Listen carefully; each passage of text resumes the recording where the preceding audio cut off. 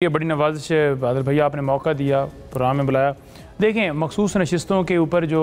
एक बनाया गया था ना इलेक्शन कमीशन की तरफ से और उनकी तरफ से कि ये सीटें उनको मिल सकती हैं, PMLN को या पीपल्स पार्टी को या MQM को, तो पूरी समात के दरमियान किसी जगह के ऊपर ये तमाम वकला मुतमिन नहीं कर सके कि आइन के मुताबिक ये मखसूस नशिस्तें अगर पाकिस्तान तहरीक इंसाफ को, सुन्नी इत्तेहाद कौंसिल को नहीं मिलती तो फिर उनको मिल सकती हैं। Number 1 point. नंबर 2 पॉइंट ये देखना था कि आज़ाद उम्मीदवार हम क्यों हुए, उसकी रीज़न क्या थी, उसकी वजह क्या थी, उस गलती को जो गलती की थी इलेक्शन कमीशन ने जानबूझकर की थी, उस गलती को कैसे रिड्रेस करना था, उसको रिड्रेसल करने की ज़रूरत थी, क्योंकि इसमें अवाम ने वोट दिया है पाकिस्तान तहरीक इंसाफ के उम्मीदवारों को जो बाद में सुन्नी इत्तेहाद कौंसिल में शामिल हुए।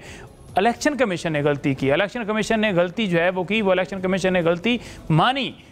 और इलेक्शन कमीशन की गलती कैसे मनवाएगी, वो सुप्रीम कोर्ट के रिमार्क्स बड़े वाज़ेह थे जिसमें उन्होंने कहा कि ये तो पाकिस्तान तहरीक इंसाफ के उम्मीदवारान जो हैं वो PTI के साथ आपके पास सर्टिफिकेट लेकर आए और आपने आज़ाद क्यों किया। आपने इंटरप्रटेशन जो है वो सुप्रीम कोर्ट के फैसला जो बल्ले के हवाले से था उसकी गलत की, तो उस गलत इंटरप्रटेशन की जो गलती की गई थी, ये जानबूझकर की गई थी, उस गलती को सुधारना चाहिए था। और उसको सुधारने का तरीका यही था कि इलेक्शन कमीशन के ऊपर आर्टिकल 6 लगाया जाता और ये देखा जाता कि हम जानबूझकर नहीं आज़ाद हुए बल्कि हमें किया गया है, तो लिहाजा हमें हमारी सीटें दी जाएं। क्योंकि पाकिस्तान तहरीक इंसाफ ने ये कहा कि क्या पार्टी ने, हम पार्टी बन गए। पाकिस्तान तहरीक इंसाफ ने अपनी लिस्ट भी जमा करवाई और पाकिस्तान तहरीक इंसाफ के तमाम उम्मीदवारान सर्टिफिकेट मेरे समेत लेकर गए और हमने कहा कि हम PTI से हमें आज़ाद किया गया। और सुन्नी इत्तेहाद कौंसिल,